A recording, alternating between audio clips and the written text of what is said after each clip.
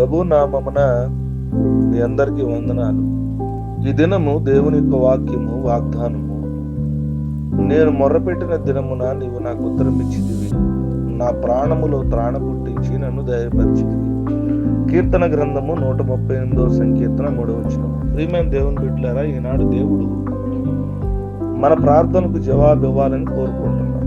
ఈ లోకంలో జీవించే మనము బలహీనమైన క్షణాల్లో ఈ లోకంలో బాధ, శ్రమ, ఐహిక విచారము, ధనమోహమును ఎదుర్కొన్నప్పుడు మనము నిరుత్సాహపడతాం. వివిధ అవసరములను మనం చూచినప్పుడు మనలో నిరుత్సాహం అనేది వస్తూ ఉంటుంది. ముఖ్యంగా మనం శోధనలో బలహీనపరచబడేటువంటి పరిస్థితులు జరుగుతాయి. కానీ దేవుని వాక్యం ఈ విధంగా సెలవిస్తుంది, సమస్యలను వారికి బలమిచ్చువాడు ఆయనే. ఒకవేళ మీరు ఇలాంటి సమస్యలు ఎదుర్కొన్నట్లయితే దేవుడు మనకి బలాన్ని ఇవ్వబోతున్నాడు. అంతేకాదు, దేవుడు ఎలా అంటున్నాడు, ఆపత్కాలంలో నన్ను కూర్చి మొరపెట్టినప్పుడు నేను మీకు ఉత్తరం ఇస్తానని చెప్తూ ఉన్నాడు. ప్రియమైనటువంటి దేవుని బిడ్డలారా, కాబట్టి మన జీవితాల్లో మన యొక్క పరిస్థితుల్లో బలహీనపరచబడకుండా దేవుని వాక్యం వైపు మనం చూసే విధంగా ఉండాలి. ఎప్పుడైతే నీ జీవితంలో ప్రియమైనటువంటి దేవుని బిడ్డలారా ప్రార్థన చేస్తావో దేవుడు ఖచ్చితంగా మనకి ఉత్తరం ఇస్తాడు.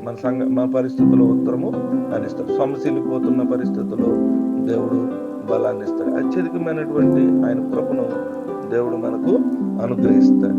అప్పుడు మనలో ఉన్నటువంటి బలహీనతలో ఆయన మనకు జవాబునిచ్చి ధైర్యపరుస్తాడు. కాబట్టి ఈ దినం మొరపెడుతున్నప్పుడు ఖచ్చితంగా దేవుడు ఉత్తరమిస్తాడు. దయచేసి మీరు బలహీనలు కాకుండా బలపరచబడి మీ యొక్క ప్రార్థనకు జవాబు దేవుని దగ్గర నుంచి ఎదురు చూసినప్పుడు దేవుడు ఖచ్చితంగా సహాయం చేస్తాడు. కొద్ది మాట దేవుడు మనం విలుపలించి ఆశీర్వదించునుగాక. ఆమేన్. ప్రార్థన. మహాపరిశుద్ధుడా, జీవముగల దేవానికి స్తోత్రాలు. మీ ఘనమైన వందనాలు. రాత్రంతా కూడా కాచి కాపాడి మరొక శ్రేష్టమైన దినాన్ని మా జీవితాల్లో మీరు అనుగ్రహించినందుకు మీ స్తోత్రాలు. ఈ దినము మీరు చూపించినటువంటి కృపను బట్టి మిమ్మల్ని ఎంతగానో స్తుతిస్తూ ఉన్నాం.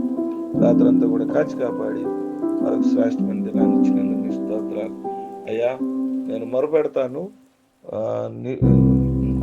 మొరపెట్టిన దినమున మీరు మాకు ఉత్తరం ఇస్తానని వాక్యం ద్వారా మాతో మాట్లాడారు. అందును బట్టి మిమ్మల్ని మేము స్తుతిస్తూ ఉన్నాం. ప్రభువా, మా ప్రార్థనలకు జవాబును దయచేయమని కోరుకుంటున్నాం.